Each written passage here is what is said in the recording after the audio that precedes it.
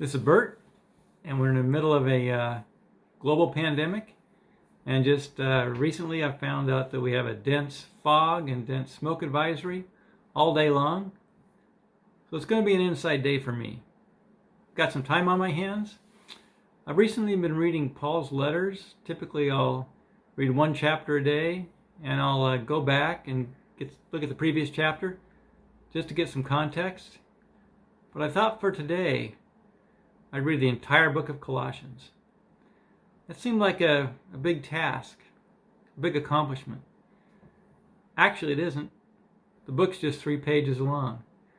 I'd like to give you just some highlights that I found. First is on the importance of prayer. Chapter 1, verse 3. We give thanks to the God and Father of our Lord Jesus Christ, praying always for you. And then in chapter 4, verses 2 and 3, continue earnestly in prayer, being vigilant in it with thanksgiving. Meanwhile, praying also for us, that God would open to us a door for the word to speak the mystery of Christ, for which I am also in chains. So this is one of the letters that Paul wrote from prison. But the heart of the book is on Christ, on his burial and resurrection, and how baptism is a symbol for that. Go into chapter 2, verse 12.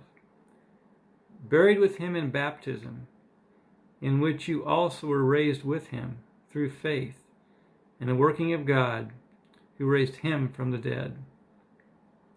Continuing on in the baptism theme, chapter 2, verse 20.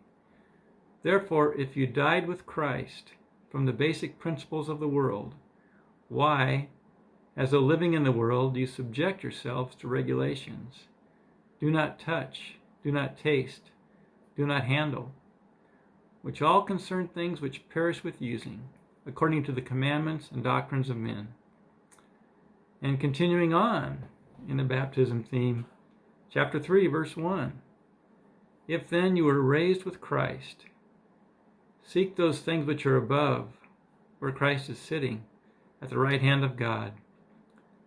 Set your mind on things above, not on things on the earth.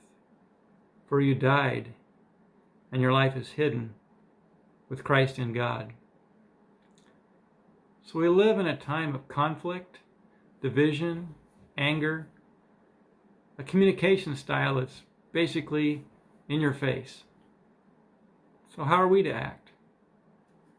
Chapter 3, verse 12. Therefore, as the elect of God, holy and beloved, put on tender mercies, kindness, humility, meekness, long-suffering, bearing with one another and forgiving one another. If anyone has a complaint against another, even as Christ forgave you, you also must do. But above all these things, put on love, which is the bond of perfection. So you're all readers. You don't need me or anyone else to read the Bible to you. I suggest you get it out for yourself and see what God has to say to you. Have a good day.